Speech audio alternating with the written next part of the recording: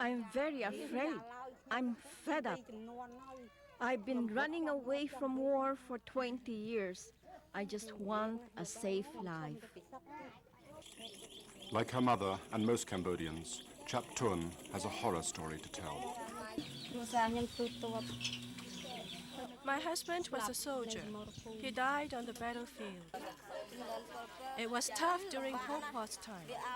When I was a child, I was in a labor camp. Mothers and children were separated. There wasn't enough food, and we were forced to work very hard. Those were the working and the killing fields of the Khmer Rouge, which so horrified the world when they were revealed in 1979. In that year, the Khmer Rouge were overthrown by their Vietnamese neighbor. But liberation soon became occupation, and 12 grim years of war and political deadlock followed. I've been coming to Cambodia for many years, trying to understand its perplexities. The country became a symbol of the horrors of our time, and because of that symbolic importance, the world has now made a special effort here. This part of Cambodia's story begins in Paris in October 1991, when 19 nations met under United Nations auspices to try and impose an end to the war in Cambodia. One of the Cambodian signatories was Khieu Samphan, leader of the Khmer Rouge. Many people felt that the Khmer Rouge should have been excluded because of their appalling record. About 1 million people are thought to have died under their rule. But the Paris Agreement was meant to be comprehensive. The Khmer Rouge controlled about 10% of the country, and they had the support of China. Unless their troops were included in the process, no comprehensive peacekeeping could even have been attempted. Hun Sen, a former Khmer Rouge soldier, was prime minister of the most powerful faction, the regime installed by the Vietnamese in 1979. This regime controlled most of the country with the help of Vietnamese troops, until their withdrawal in 1989 finally opened the door to peace.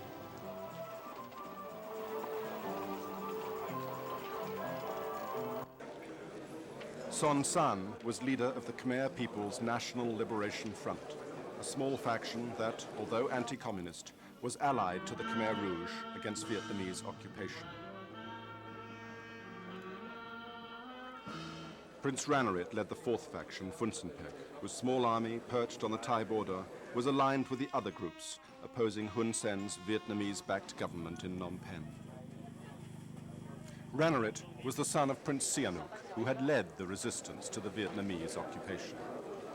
Sihanouk has dominated Cambodian politics since the 1950s. Le Cambodge, malgré ses 14 siècles d'histoire, he was a controversial leader, but the only one with any chance of imposing reconciliation. And the fact that this reconciliation was being imposed by the outside world was at the heart of many of the UN's subsequent problems. The Paris Agreement called for the withdrawal of all foreign forces, a ceasefire, repatriation of refugees, reconstruction, observance of human rights, and free elections for a new government that the world could recognize. When the Paris Agreement was signed, Sihanouk returned to Phnom Penh after 12 years of exile as president of the Supreme National Council that would administer Cambodia with the UN. Contained in document S/23651, please raise their hand. It was not until February 1992 that the Security Council mandated the United Nations Transitional Authority in Cambodia, UNTAC, which became one of the largest, most expensive, and most intrusive operations in the history of the United Nations. In March '92, the special representative of the Secretary General presented his credentials. Yasushi Akashi, a senior official of the United Nations, was greeted by Prince Sihanouk. After the end of the Cold War, so many new tasks and challenges have been suddenly thrust upon the UN, and we find ourselves not fully prepared for this.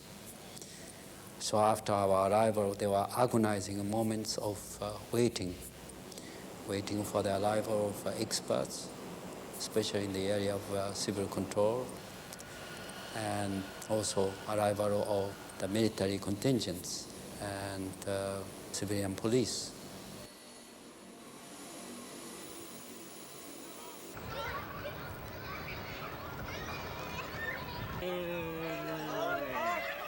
This might have given the impression to some Cambodians that UN is not terribly efficient.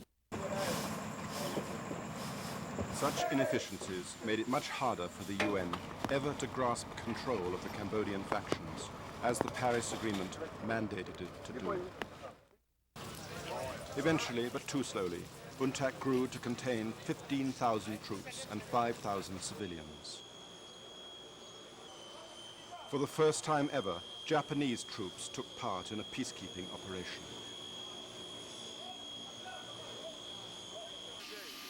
The force commander was General John Sanderson, an Australian. He deployed contingents from 32 countries, including China. To many Cambodians, the arrival of this vast new army must have seemed just the latest in a series of incomprehensible upheavals. But this, by contrast with the others, was an invasion with benign intent. Some roads were repaired early on, especially those in the northwest, which led from the refugee camps in Thailand.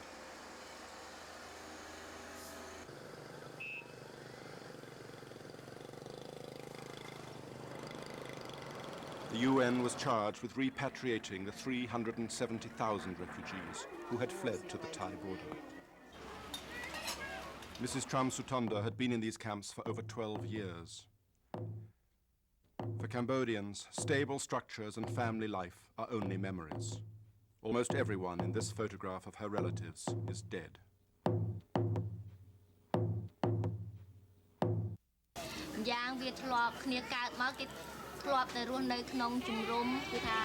My children have lived in the camp their whole lives.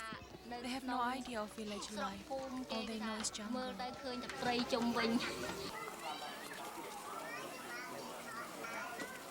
Just as the past had been erased, the future was uncertain. In the camps, the refugees had had some security. Now they returned home on the promise that the Paris Agreement would usher in an era of peace and reconciliation. It was a promise that would be hard to keep.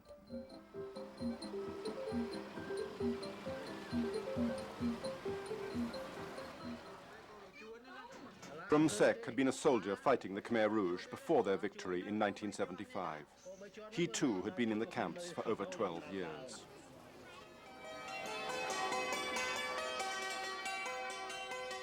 The journey home was a momentous event for people like Prum Sek and for the children who had known nothing but camp routines. The rhythms of life in Cambodia were unfamiliar.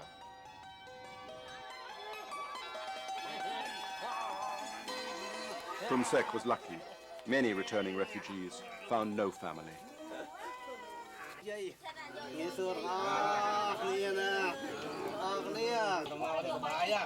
I'm very happy. We're all gathered here. Nieces, nephews, grandchildren, brothers and sisters.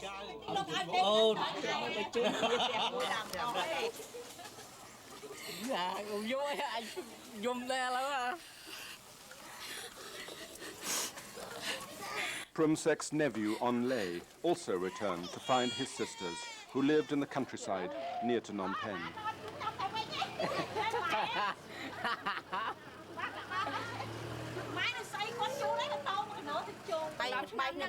Last time we saw him, he was only that big.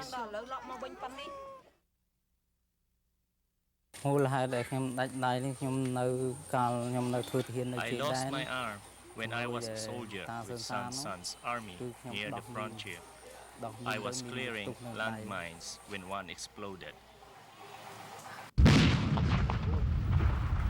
Small modern mines are particularly horrible and insidious weapons, which linger unseen but lethal long after wars have ended. They are one of the curses of Cambodia, as of other war-torn countries like Angola and Afghanistan. A start has been made in demining and in training Cambodians to do so. But there are still millions of mines to be cleared before people can work the fields without fear of losing a limb or their lives.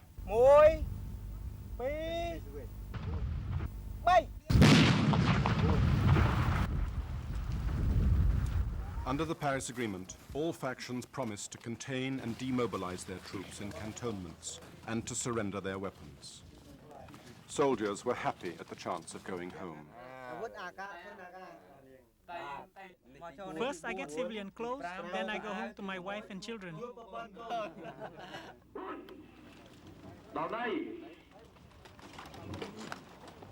This crucial demobilization process began in spring 1992.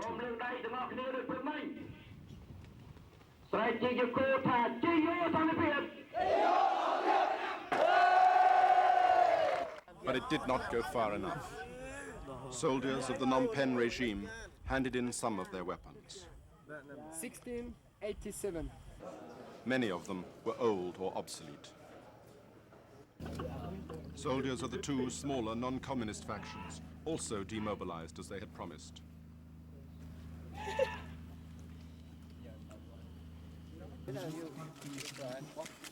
But the release of doves of peace was sadly premature.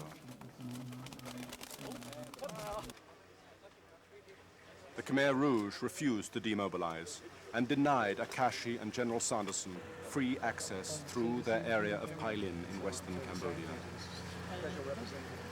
He said that you have permission to be here in Pai Lin from NADK Phnom Penh, but not to move out of Pai Lin. So he said no is the answer, and they will not allow any movement out of Pai Lin. It was a moment of great symbolism. The Secretary General's special representative and the force commander were stopped by a simple bamboo pole and a small checkpoint. Some felt it showed the UN as weak and ineffectual. What difference would it have made if we'd gone through the bamboo pole? One thing I can tell you that wasn't going to happen was that the DK weren't going to say, oh gosh, you're right. You've pushed through the bamboo pole, we're now going to come into the cantonments and disarm and demobilise and everything will be okay. We couldn't get the Khmer Rouge to come into the cantonments and disarm. Now it becomes very clear why they would not do that, because to do so would have been to destroy themselves.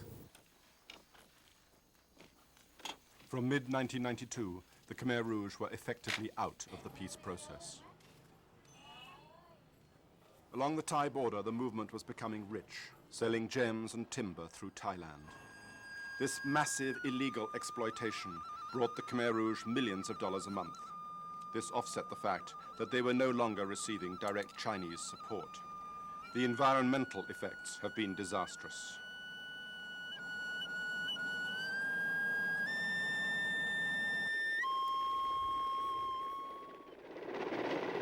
By the end of 1992, the Khmer Rouge had turned their guns on the UN to prevent them overflying their areas. Problem here, get out of this area. The Paris Accord required the UN to verify that all foreign troops had left Cambodia. The Khmer Rouge constantly complained that there were still 2 million Vietnamese there. This was nonsense. But in Cambodia, racist fears of the Vietnamese are very strong, and the Khmer Rouge exploited them.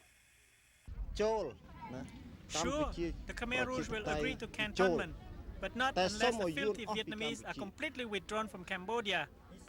If not, the war will go on.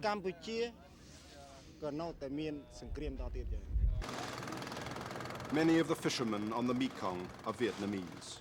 The Khmer Rouge began to attack these innocent civilians.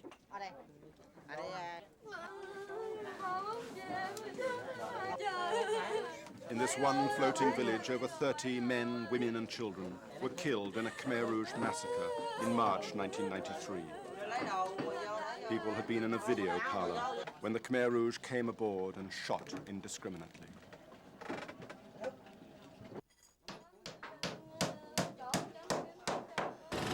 As a result, tens of thousands of Vietnamese fishermen fled in their boats down the Mekong to Vietnam. Still today, several thousand are trapped on the border. Neither country wants them. Cambodia's drama lies in its geography. When Cambodian kings built Angkor Wat, they ruled the whole area. But for the last 600 years, the country has shrunk, preyed upon by its larger neighbors, Thailand and Vietnam. The Vietnamese liberation from the Khmer Rouge was seen by many Cambodians, not just the Khmer Rouge, as an attempt at annexation. Even though Chap Thorn suffered under the Khmer Rouge, she is ambivalent.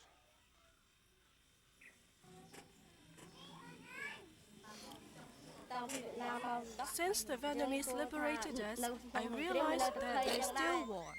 We are still scared, but at least we have enough to eat, and now we're working for ourselves. Almost all Cambodians are subsistence farmers, earning less than $200 a year. They have been both bullied and ignored by successive governments, including the Hun Sen regime. As the peace process continued, that regime became increasingly intransigent. Its officials argued that since the Khmer Rouge had reneged on Paris, UNTAC now had no right to try and control Phnom Penh.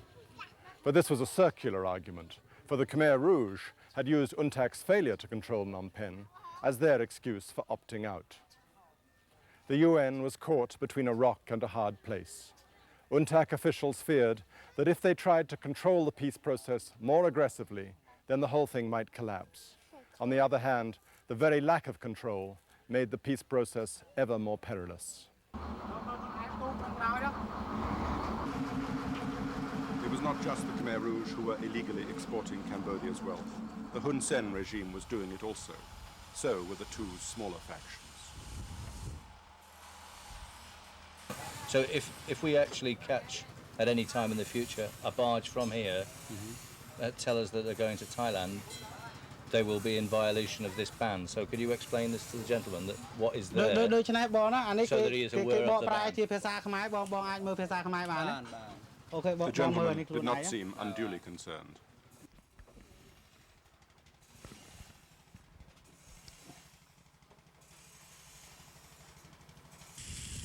Other government officials tried to destroy evidence before the UN's investigators arrived. An unarmed military observer flew to this remote village to follow up on a report that there were anti-aircraft missiles there.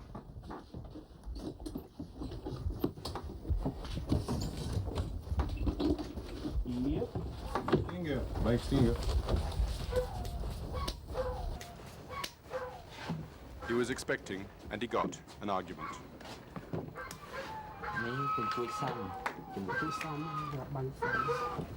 I trust him. But he does. The only people who fly airplanes and helicopters are UNTAC and Thais. So there is no need for this. Give it to me. Just give it to me. បញ្ហាដែលគាត់ដកនឹងគឺថាមានការអនុញ្ញាតពីក្រសួងការពារប្រទេសពីស្នងការជើងទឹកចាំបាច់ឲ្យដឹងទាំងពីរនឹងហើយអាវុធនឹងអាចដកចេញទៅវិញបានពេលណាក៏បានដែរតែពេលឥឡូវនេះគឺមិនអាចដកចេញពីកន្លែងនេះបានទេ But this weapon we cannot move immediately and we have to wait the Kapap high level permission from Phnom Penh and we're not moving. On this occasion, the observer was eventually able to reach a reasonable compromise. He left the missile, but took the firing pins. Such investigations only scratched the surface of the problem, but they were important, and perhaps they could only be carried out by unarmed observers. After almost 16 years in the Army, psychologically there was an adjustment not having a weapon. But as I learned, not having a weapon was my best protection, because I was unarmed. Throughout the transition period, and still today, Cambodia remains a heavily armed, brutal, and corrupt society. Banditry is rife.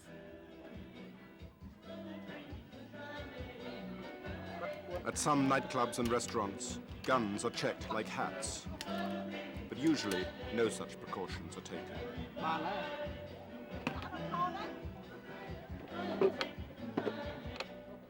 There is no real system of justice, but UNTAC's Human Rights Office tried to change that. Leg irons were banned in jails, political prisoners were freed, and so were some others held without trial. It's important for you to know that this decision to release you represents the acceptance by the Ministry for National Security that the principle of human rights applies to prisoners. So it's important to remember that your human rights should now be respected in the society.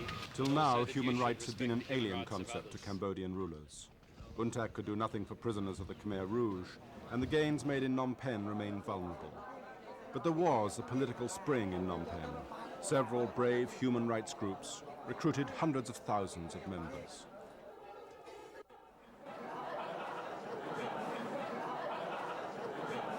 Ideas of political pluralism and freedom of thought were debated without fear.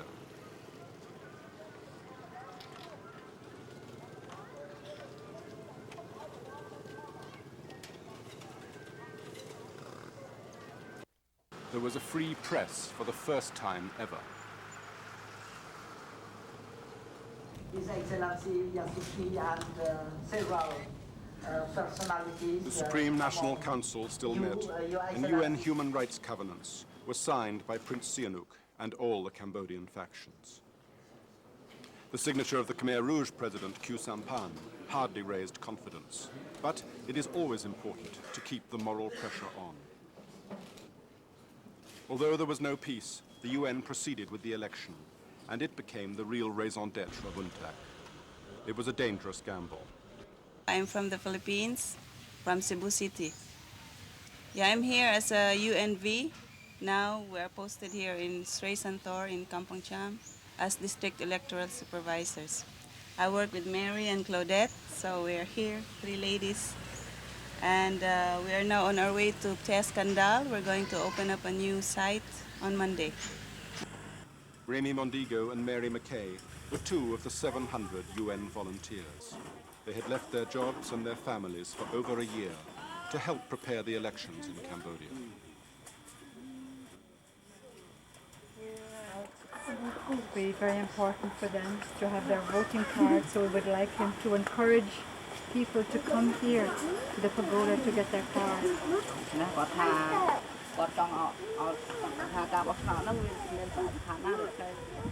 The volunteers were crucial to the electoral process. They came from all over the world, and they went deep into the Cambodian countryside to train Cambodian staff and register the electorate for voting.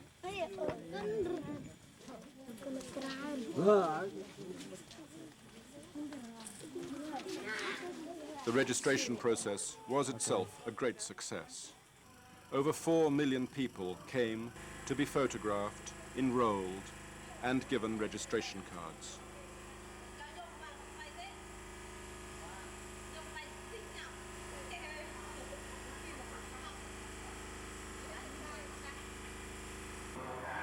These cards were much prized. Another reason for the high numbers may have been that the Phnom Penh regime encouraged the people under its control to register, believing that its own party would win the election.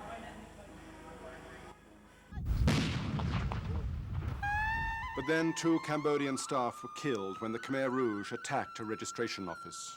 It was the start of the Khmer Rouge attempt to destroy the election.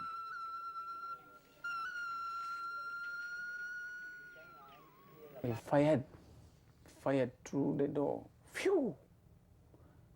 Then what I saw was that my right thumb finger was off.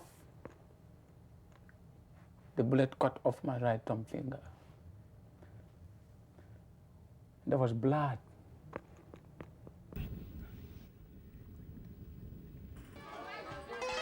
Nonetheless, the registration continued. For the 2/3 of the people who were illiterate, thumbprints were taken.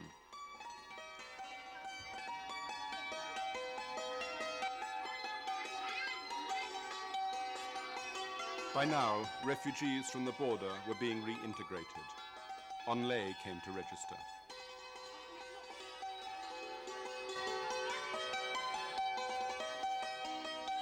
So did his uncle, Prum Sek.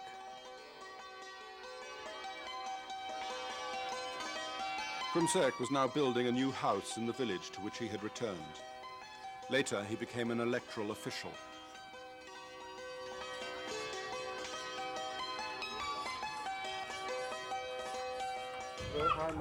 I have not decided which party to support yet. There are so many parties. We don't know yet about their objectives and their campaign platforms.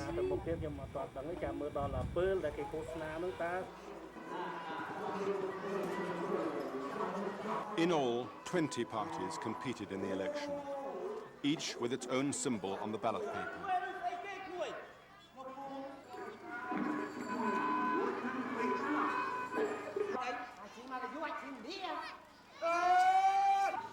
This multi-party theatre group collaborated to show people how elections actually worked. The idea that political opponents could debate, argue, and shake hands was quite novel in Cambodia.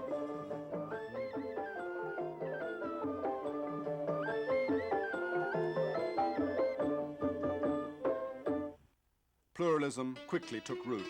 The political parties opened offices all across the country, except in the Khmer Rouge areas.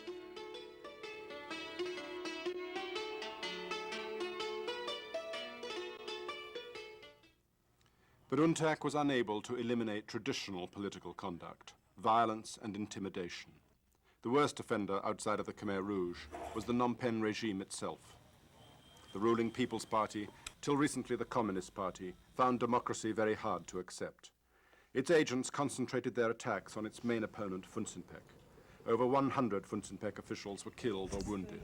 This man lost an eye.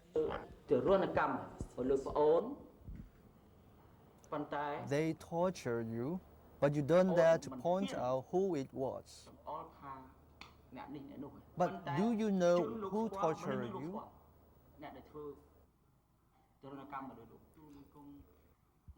I don't know him.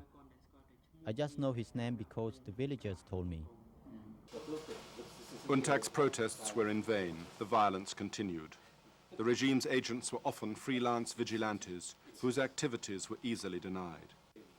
Investigators were constantly frustrated.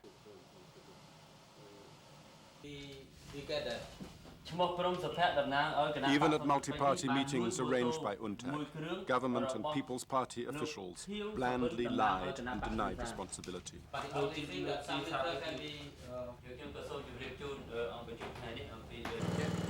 Police patrols could offer only some protection in some places, and intimidation continued. Altogether, UNTAC's civilian police was not very successful. One reason was lack of appropriate training. This is one weak area of the UN. I think we should have more detailed common standards and criteria for recruitment. And here again, national governments should already set aside some elements of their police for future participation in the UN. They should be trained in languages. They should be particularly sensitive to cultures and habits of different countries. The best weapon against intimidation was information. UNTAC's civic education convinced people that they really could vote secretly and therefore freely.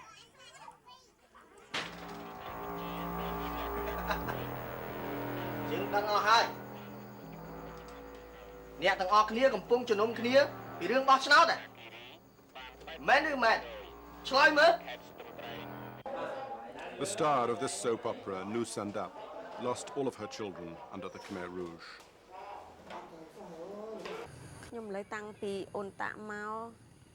When UNTAC arrived, I had some hope that I could finally get on with my life, because I thought UNTAC could bring peace to Cambodia. But I'm afraid that we Cambodians don't know how to live in peace.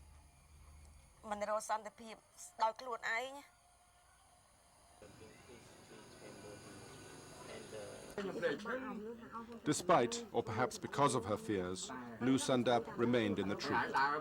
These soap operas, done on radio and television, and in cartoon booklets, were enormously popular and influential.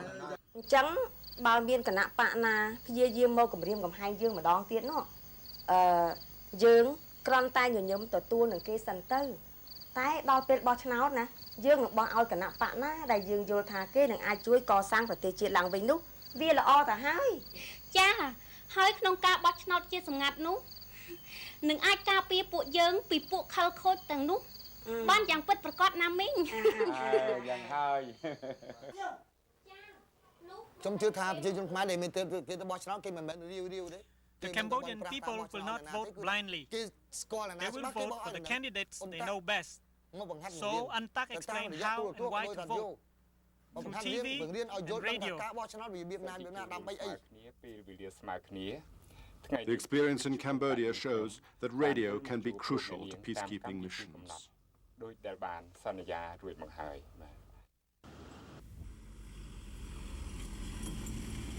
As well as the radio, volunteers held electoral teach-ins in remote villages, some, like this one, close to the main Khmer Rouge area. And all these political parties will ask you particular for your vote. And you are in power to decide what party you will give your vote.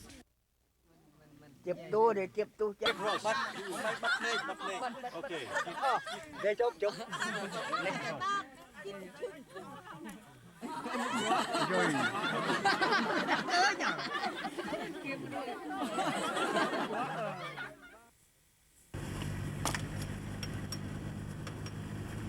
We didn't knew that there was so many Khmer Rouge around, and they were sort of going freely in the area with their weapons. But it turned out that the Khmer Rouge was not a big threat to us. They were quite friendly, and they cooperated very well.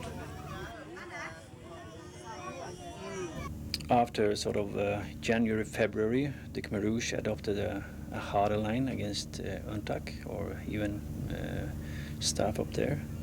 After the shelling of Pailin, the general up there, he told us that the nice days were over, and he also told us that we were the enemy number one, and we lost contact with them. The volunteers, with their Cambodian electoral staff, were still on the front line all over the country. In isolated posts, fear was tangible.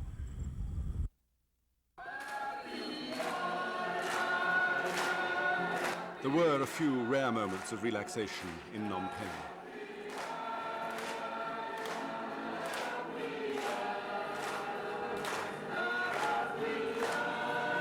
Atsuhito Nakata was a young volunteer from Japan. In April, he and his Cambodian interpreter were murdered in northern Cambodia.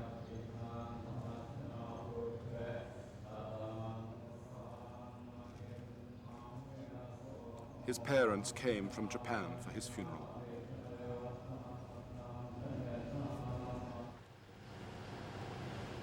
We have lost Atsuhito.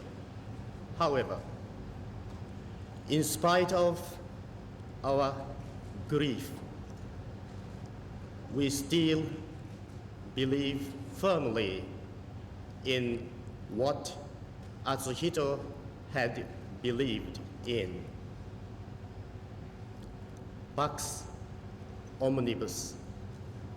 May peace prevail on earth.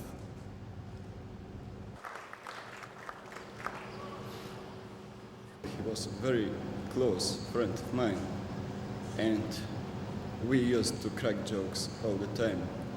We did that over the radio the previous night. I'm sorry for this loss. I regret it. Sorry, I couldn't help.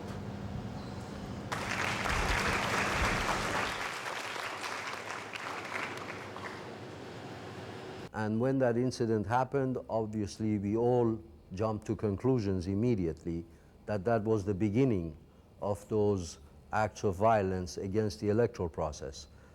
And in my view, quite rightly so, the UNVs became extremely concerned.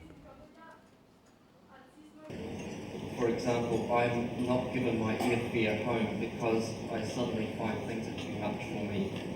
Since we were not in a position to publicly state what were our security measures, because it would have lost its effect if we had, we were not quite able to satisfy all of them that we were doing everything possible. With great courage, almost all the volunteers remained at their posts. In the weeks before the election, everyone feared massive Khmer Rouge attacks on the polling stations.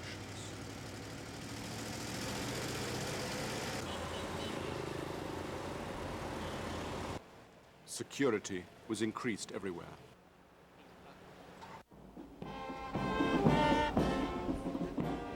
A month before the election, the Secretary-General came to town. Prince Sihanouk, whose enthusiasm for UNTAC had waxed and waned, was there to greet him.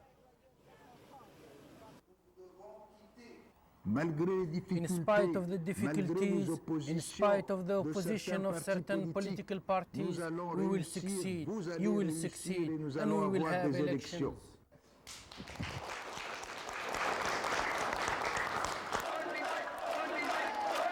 Fun Sinpec fought the election on a platform of national reconciliation, including the Khmer Rouge. Prince Ranarit was under great pressure from some of his colleagues to pull Fun Sinpec out because of the continuing intimidation. He refused. Had he agreed, the whole election would have collapsed, because Fun Sinpec was the only real opposition to the People's Party of the Phnom Penh regime.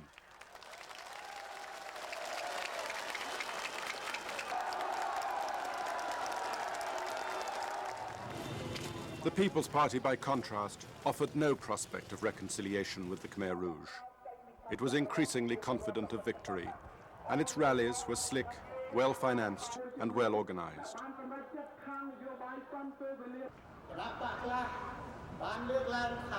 Prime Minister Hun Sen campaigned vigorously, insisting that only his regime and army could protect the country from the Khmer Rouge. People's Party officials ordered the populations under their control to vote for the party.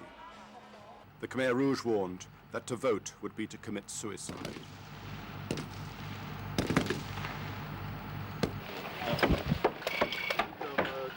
Charlie, forward to Alpha.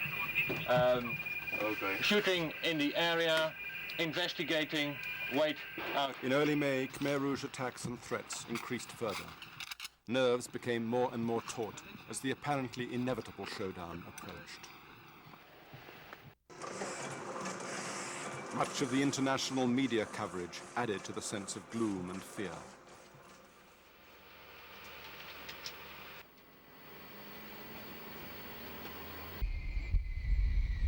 The ballot boxes and ballot papers were all flown in under heavy guard.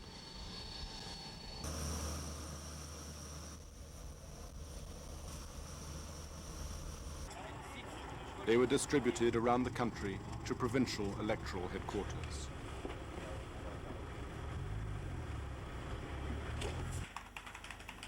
By now, all the electoral registers from every province were computerized.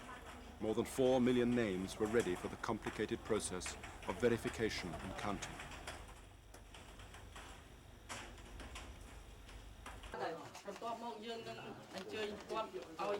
The 50,000 Cambodian electoral staff were given final instructions on how to run the polling stations and how to prevent fraud and double voting.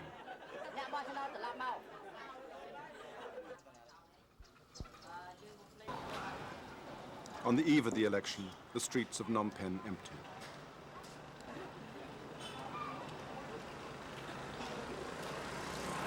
Now living in the capital, Mrs. Tran Sutanda from the Thai refugee camp had trained to be a polling officer.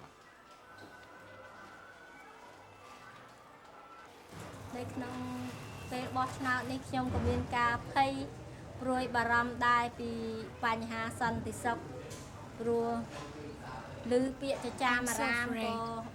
I don't know if there will be enough security during the election. There are rumors that the Khmer Rouge will intimidate us and disrupt the voting. We're right on the verge of conducting this election. It all starts tomorrow.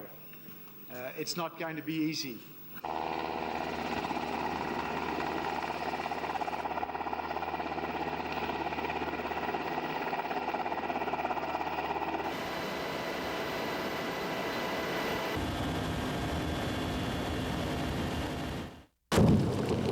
It sounded like the long-feared Khmer Rouge artillery barrage. In fact, election day started with a massive monsoon storm. Just after dawn, electoral workers came to open the polls in pouring rain. They were still frightened of the Khmer Rouge, and no one knew if the voters would come.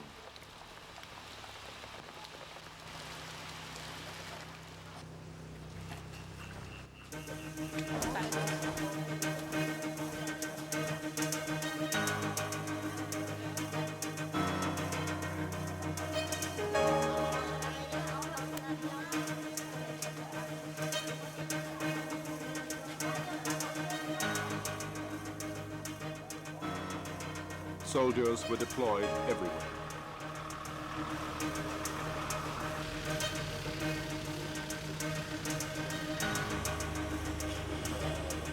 Ballot boxes were delivered to almost 1,400 polling stations around the country.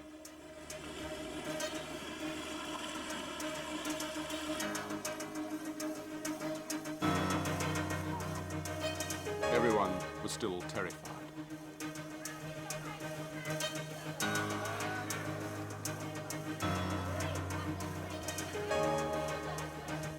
I'm getting ready to vote for the new government, but I'm scared.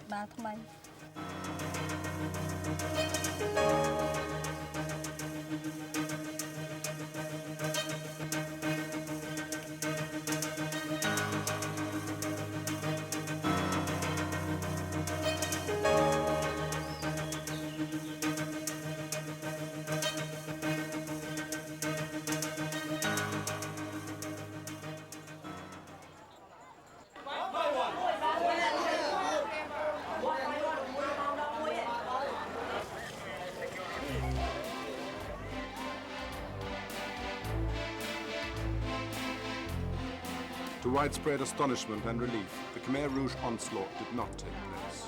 There were isolated attacks, but nothing like what had been feared. The world had called their bluff. Even more heartening was the massive turnout and the enthusiasm of the electors. They were brave enough to defy all the threats of violence.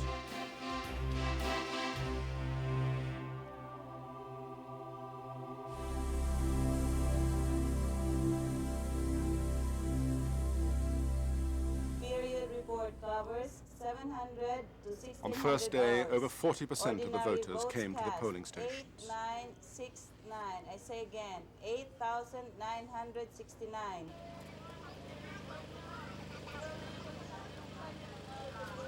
Most Cambodians are women, many of them widowed and heading families.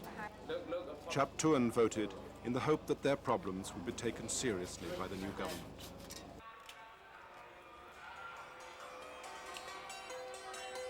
Prum Sek's job was to check registration cards.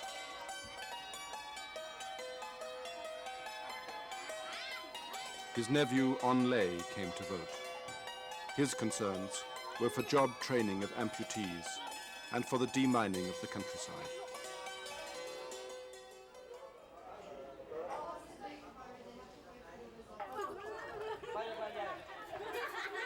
All over the country, even amongst the remote hill tribes of the northeast, the enthusiasm was the same.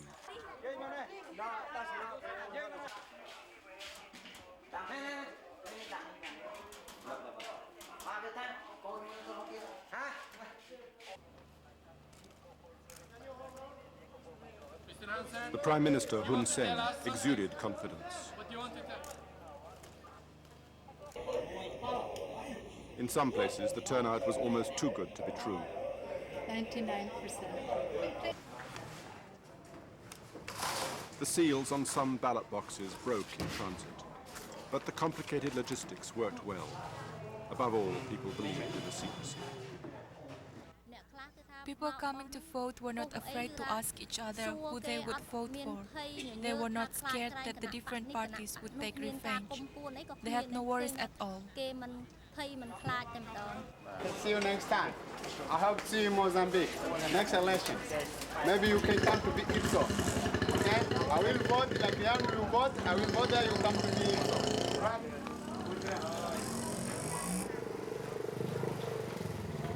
By the end of the week, almost 90% of the entire electorate had voted. No one had expected such an extraordinary turnout.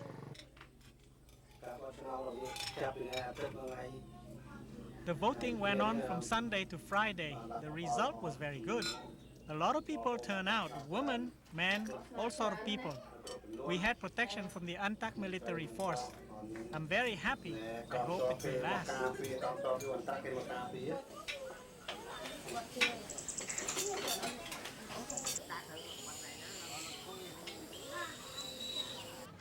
In conclusion, on behalf of the Secretary General and of the United Nations, I have no hesitation in declaring that the conduct of the election was free and fair.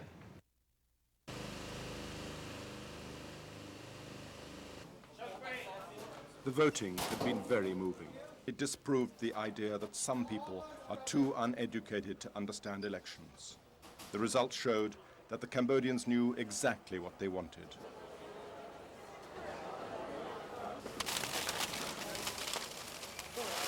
The counting was done at provincial centres. It was much more complicated than expected.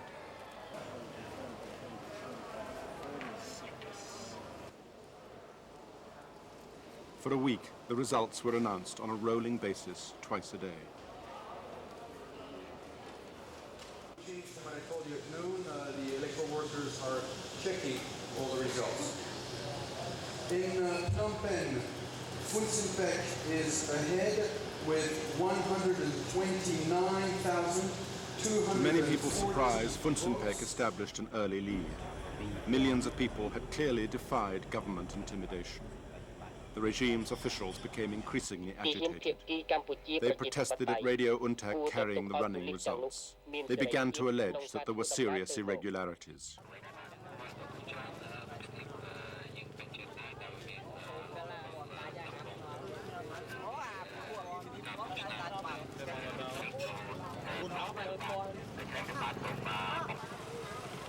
By the end of the week, Ranarit's party Funcinpec was the clear winner, with 45% to the People's Party's 38%. But his half-brother Chakrapong, a prominent member of the People's Party, refused to accept defeat, and family feuds were joined to political rivalries. Prince Chakrapong and several People's Party leaders mounted a secession in eastern Cambodia. Funcinpec officials were terrorized and several were murdered. The threat was clear. The People's Party would not accept exclusion from power. Bowing to the inevitable, Ranarit agreed to form a coalition with the Hun Sen regime.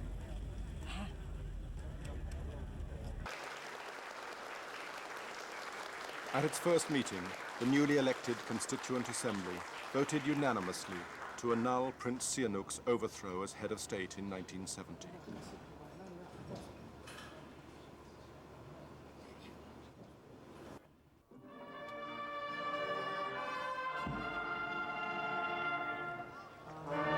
The accoutrements of the monarchy, which to many Cambodians was associated with the years of peace before 1970, began to return. The new flag was the old flag.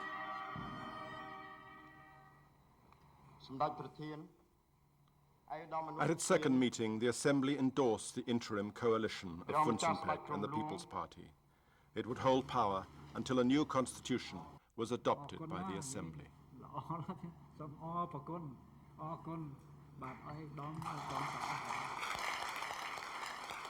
The former enemies, Prince Ranarit and Hun Sen, were to be co-prime ministers. 89.6% of the Cambodian people participated in the elections. That is the real defeat of the Khmer Rouge. Indeed it was. The Khmer Rouge were greatly weakened by the success of the election from which they had excluded themselves. But they still existed.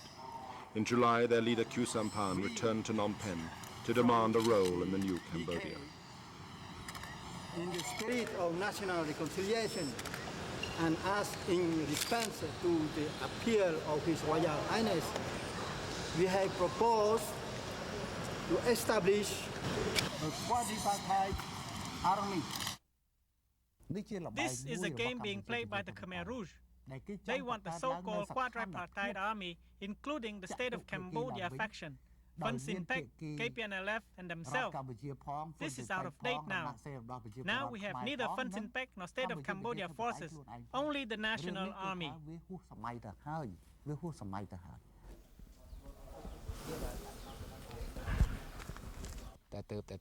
On the 18th, the new Cambodian Unified Army received an order from headquarters to attack and occupy Phnom Chat. Phnom Chat had been a major Khmer Rouge base, now attacked by the new Cambodian army, which included its former allies Fun Sinpec and the KPNLF. The Khmer Rouge fled into Thailand, leaving behind burned currency and caches of weapons.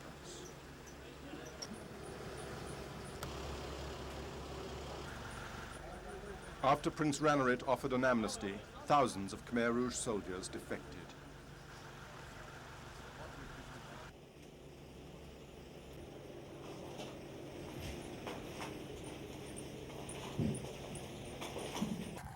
I have done it because I listened to Radio Ontak and Phnom Penh Radio.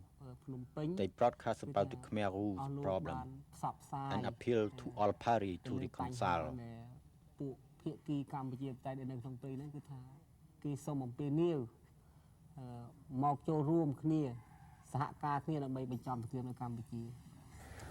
What were the Khmer Rouge instructions during the election?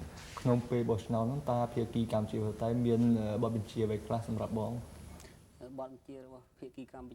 Rouge order were to disrupt the elections, but the Cambodian army and UNTAC soldiers were guarding the polling stations.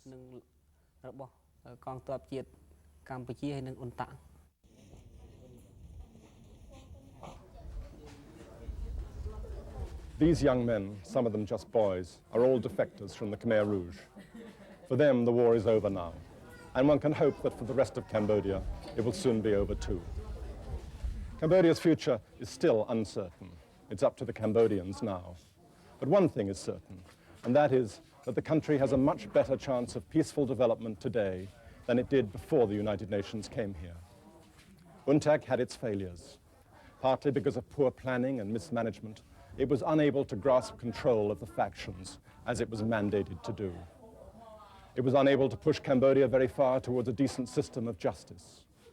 The election had to take place not in a state of reconciliation, but in a state of war. The risks were therefore enormous. But those risks were well worth taking. The success of the election was a defining moment in the history of Cambodia and of the United Nations.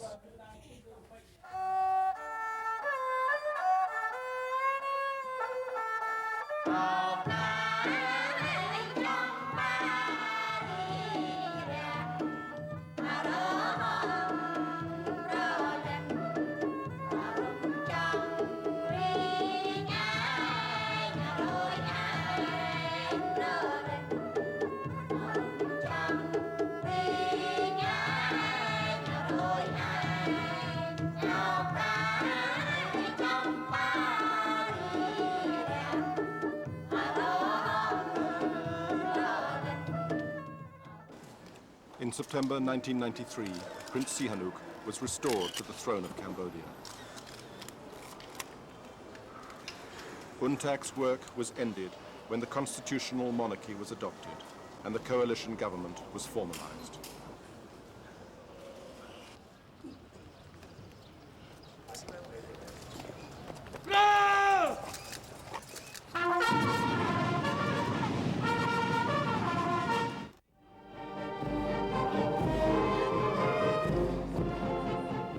The king and his ministers promised to keep Cambodia on the path to liberal democracy which the United Nations had laid out. It will be difficult, but on that promise and on continued international concern, Cambodia's future depends.